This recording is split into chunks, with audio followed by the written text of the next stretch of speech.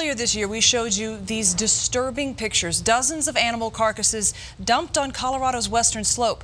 Now, that caught the attention of a couple of hikers. Now, our Contact 7 investigation forced the state of Colorado to respond, and tonight, major changes to report to you. Here's Chief Investigative Reporter Tony Kowaleski.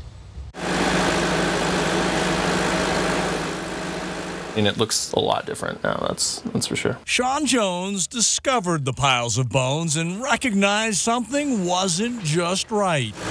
Did you have any idea when you reached out to us that this would happen? No, and I couldn't be happier.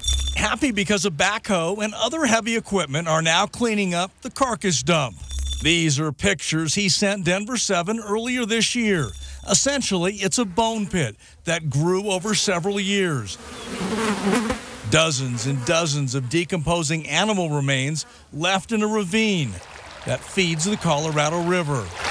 It's located in Hot Sulphur Springs, about 30 minutes northwest of Winter Park. It looks like, they're taking it serious. Taking it serious after 3 state agencies launched independent investigations, all trying to understand what happened and why.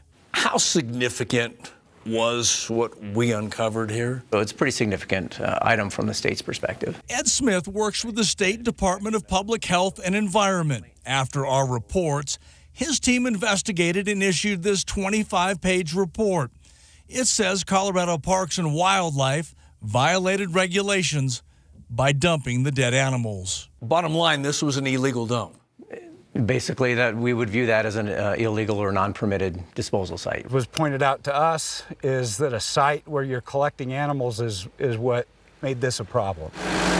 The state's post-investigation report confirms Colorado Parks and Wildlife was using the old dump site to dispose of roadkill and other dead animals for decades without the proper permits.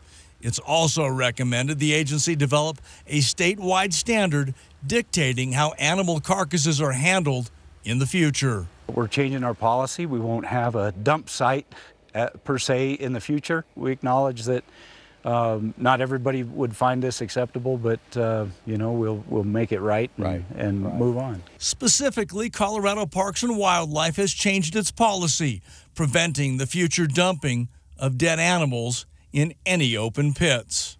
Change is happening because of what you did. And that's really exciting.